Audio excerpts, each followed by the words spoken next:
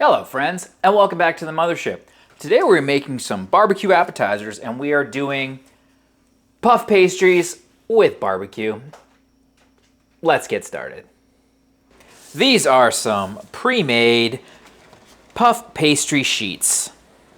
I don't know how to make puff pastry. At some point I'll learn, but for now we are just going to go with the pre-made.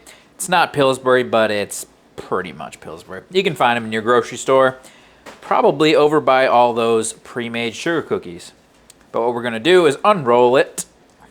Now this is the point where you decide how big you want them to be. I don't want them to be about half these. Obviously don't want them to be the whole size. Don't want half. I think about a third here. These are 10 inches down, so I'm thinking like maybe 3¼ inches per each one, with one being a little bit longer. So I'm going to take a pizza cutter and just cut them across. And then I'm going to try and make them kind of square. Obviously, this is not my forte, so I am measuring them out with a tape measure because I'm an idiot. Now, essentially what we're going to do is we're going to take one square, we're going to take the one next to it, and we're going to cut out a circle, and then we're going to basically put it on top of that one, and then that will be what we're using to create our little cups. So, for example, I have this guy right here. I'm going to take, using a biscuit tin, take out the center. Excuse me, biscuit cutter, because I can't speak English correctly.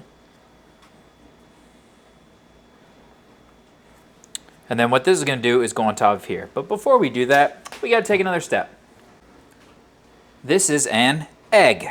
What I want to do here is take the egg and just go around the outside here where we would be putting the new layer of our dough. We don't want to do the center, we just want to do the outsides, just like so.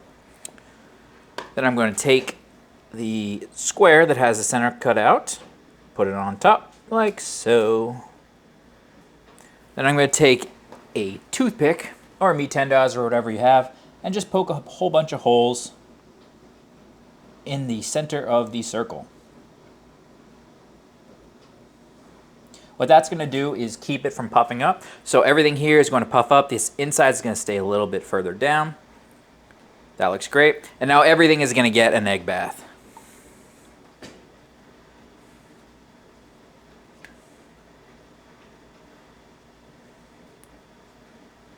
Absolutely perfect. Now at this point, we're just going to finish the rest of them. You could put a little bit of flaky salt and a little bit of Parmesan cheese, whichever you prefer, but I don't want to put too much weight on them because I want them to puff up about halfway, and then we'll actually put our cheese, barbecue, whatever you're doing. I'm going to do pulled pork here. You could do brisket, anything. But we want to let them puff up before we start to put everything on them. So let's get the rest of these set up. And here's what we're going to start with. I've kept all the circles. I might put them back on at the end. I'm not entirely sure. But we're going to start with this. As you can see, I have holes through the center of the circles on all these. Everything has an egg wash on the exterior and pushing them together. So what I have now is this smoker on at 375. It's also heating up the pulled pork that I'm going to use, leftovers. If you want to make pulled pork, I'll have my video in a card up above. You could use whatever barbecue you want. You could use chicken, you could use brisket. Pulled pork is the way to go for me. We're going to cook these for maybe about 20 minutes. What we're looking for is a decent amount of expansion for them to rise up. And then I'm going to put cheese and our condiments in and then put it back on and let them actually crisp up. So I don't want them to start to brown. I just want them to expand a bit. And I'll come back and show you what I'm looking for when they're at that point. Now while we wait for these to start cooking, there's two things I want to do here. Number one, I've already done, which is I took a barbecue sauce of mine and got it into a squeeze bottle. You don't have to do this, it's all about the presentation. If you're using a commercial barbecue, you might want to add some extra tomato sauce, a little bit extra vinegar, whatever you need to do to get a little bit more liquidy, and then the squeeze bottle is great. I'm also going to take some sour cream. I'm going to water it down a little bit and put it into another squeeze bottle just so I can drizzle it really nicely. Obviously not necessary, but if you're trying to get that really nice presentation, this is the way I would go. About 25 minutes later, this is looking about the point where I want to start putting all of our shenanigans in. So I have here some cheddar cheese that I have grated. I'm going to fill each of these little bowls with a little bit of cheddar cheese. You can do whatever you want. Cheddar is the way to go. In general, I'm usually not a fan of cheese with pulled pork, but this might be the exception. Usually when you get like a sandwich and it has cheddar cheese on a pulled pork, it's not that great. They're usually hiding a bad set of pulled pork. But this is going to be a perfect little delight. Cheddar cheese. Now what we're going to do is take some pulled pork. This is not sauced, so this is just pulled pork with the seasoning or the rub that I used to make it, which is, as always, my coffee rub. So I'm going to need to put some barbecue on here because I want this to have a nice barbecue taste. But we're going to put a nice dollop of pulled pork here. Like I said before, if you want to do brisket or chicken or anything else, you can do whatever you want. This is what I have on hand, and this is a nice leftover meal. You can transform some leftovers into something fantastic. That looks good. Maybe put a little more cheese on top. And then what I'm going to do is take my barbecue sauce squeeze bottle, give it a nice healthy dose of barbecue. Now keep in mind, this will make it burn. So you really don't want to let this get underneath your pastries here because they will never come off in one piece. Because of the amount of sugar on here, it will burn. So try to get it only on the pastries. But that looks pretty good. And then I mentioned before keeping the circles, which I've actually never tested before, but I'm interested to see what happens if I put them back on. So I'm only going to do 2 of these, but we're going to put these circles back on top and put a little bit more egg wash on top of them. And we'll see if that's worth doing. Again, I have never done this before, so maybe it's horrible, but I'm only going to do on 2 of them. So it's a taste test. This looks great.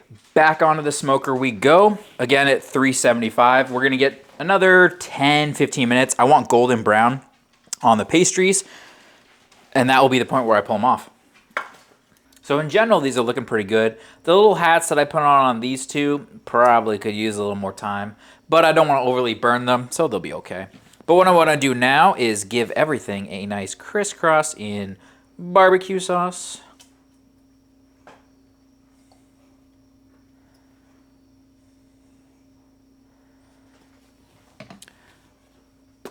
And then I have some sour cream that's just watered down to make it sprayable. And I'm going to do the same thing here. Squirtable. These are looking pretty good. Now let's see how they actually taste. Alright guys, before we get to the old chomp section of this video, if you could do me a favor, give me a like, comment, subscription, hit that bell, and you will be notified of all the future cooks, whether it's going to be some sort of appetizer, or delicious off the beaten path type of barbecue, or just my standard content. Do me a favor, do all that YouTube stuff. Makes me feel really warm and fuzzy inside. Now let's get to eating this sucker. So one of the things I'm always looking for in the barbecue world is how can I make some sort of new appetizer? Because you know what, when it comes down to it, I usually end up making sliders, which I'm not gonna complain, I love sliders. If you watch this channel, you know my thoughts on sliders. Shrimp is always a good one. There's some puff pastry type stuff you can do, beef Wellingtons. I've made a couple of bagel bite type things and garlic knots. There's a whole bunch of stuff you can do, but I'm always looking for something new. And when it comes to my leftovers, trying something new with my leftovers, I'm always looking for something new to create.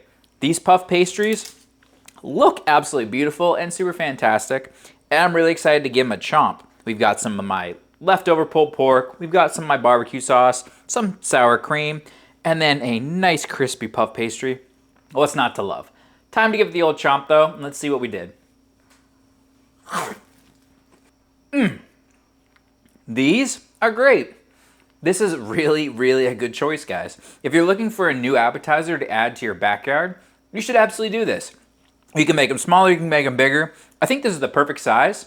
And reality, you can do any types of meat that you want. I mentioned on here a couple times when we were cooking these, I want to do these with brisket, maybe pulled chicken, but this is really good. You have the sweetness from the rub that I have on the pulled pork and my barbecue sauce, and then just the fluffiness and the crispiness of the puff pastry comes together really well.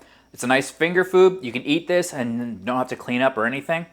Good backyard appetizer. Guys, you should absolutely try this and see what your thoughts are. You should mix around with it, try different flavors, try different meats, and let me know what your thoughts are down below. Are you gonna give this a try at your next cookout? It's almost football season, guys. Maybe this is what you should do on top of those chicken wings. As always, let me know what you're cooking. Cook something fantastic, and I'll see you guys on the next one.